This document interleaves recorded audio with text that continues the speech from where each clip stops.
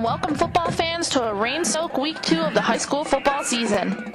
Despite rain and lightning delays throughout the area, most teams were able to complete their games Friday night, so let's check out some of the action. We'll begin at Ashley, where the Screamin' Eagles had upsets on their minds against the South Brunswick Cougars.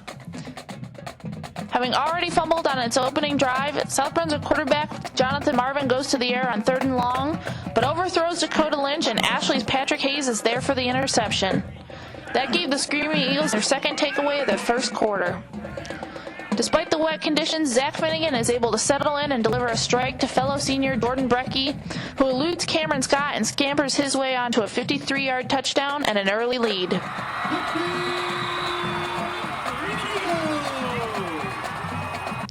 That means free footballs for the fans in the ponchos and a few words of elated encouragement from injured linebacker Zach Smith.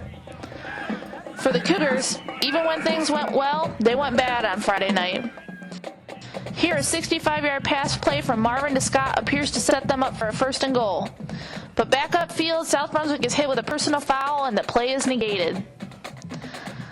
Later in the second quarter, a bad snap on 4th and 11 sends Marvin running for the marker, where he picks up 14 yards and a 1st down, but takes a massive hit from Ashley's Josh Butler. One more look as he stepped out before the fumble, but got lit up anyway. Trainers attended to Marvin and he came out of the game briefly, but returned and delivered on a 4th down and 12, going over the top to Scott, who pulls down the touchdown.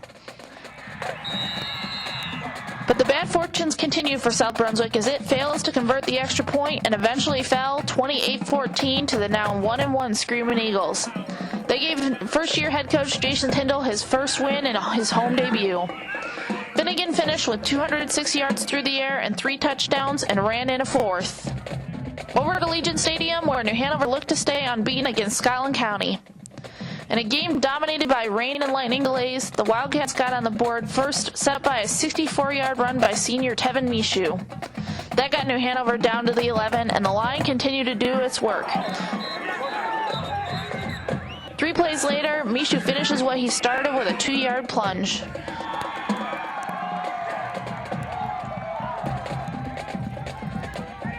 Congratulations all around, and the Heritage Club students that are left are loving it too.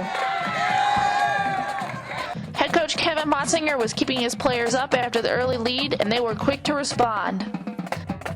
After declining an offensive pass interference on 2nd down, the D came up with a stop on 3rd to force a 3-and-out.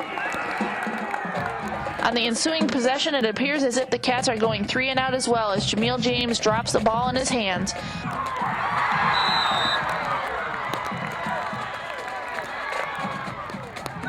But Scotland gives New Hanover a gift on the punt as Lamar McIntyre pummels kicker Nick Esquire. Look again in the spot shadow as McIntyre appears to lower his shoulder into Esquire after the failed block attempt. After the flag, it was 1st and 10, but the play that kept the drive alive was the 4th down pickup by Mishu. That led to another score by Mishu, who finished with 247 yards and 3 touchdowns in a 23-0 Wildcats win. Over to Burgo, where Pender was trying to defend its turf against visiting Topsail. Solving the combination looks out of the black hat backfield proved to be difficult for the Patriots early, as Topsail was able to move the ball with relative ease. But Topsail wouldn't overcome mistakes, and Pender capitalized in an 18-13 win. Here's a look at other scores from around the area. Ashley improves to 1-1 with a 28-14 win over South Brunswick. Hoggard fell to 1-1 after a 14-11 loss at Fayetteville 71st. Laney drops its 2nd game of the year, falling to Pine Forest 22-7. Hanover earns its 2nd win of the season, beating Scotland County 23-0. Pender beats Topsail at home with the final score 18-13. North Brunswick wins on the road at Fairmont 6-0. South Columbus takes a road win at East Columbus 42-3. East Bladen rolls at home against Red Springs 48-6. West Bladen was at South Robinson, but that result was late. The Socastee West Brunswick game was called in the 2nd quarter with the Socastee up 7-6. That game will resume Saturday at 2 p.m. Whiteville top West Columbus 15-7. James Keenan top Jones 14-0. Wallace Rose Hill earns its first win under Joey Price and snaps a 10-game losing streak with a 27-14 win over Clinton. Union beat Dixon 21-0. Harrell's Christian keeps things rolling after its state championship, winning its opener 72-0 over Village Christian. Rose earned its first win of the year, beating D.H. Conley 41-0. And Newbern improved to 1-1, beating West Craven 19-13. East Duplin averaging 69 points a game. The Panthers beat Southeast Halifax tonight 68-0.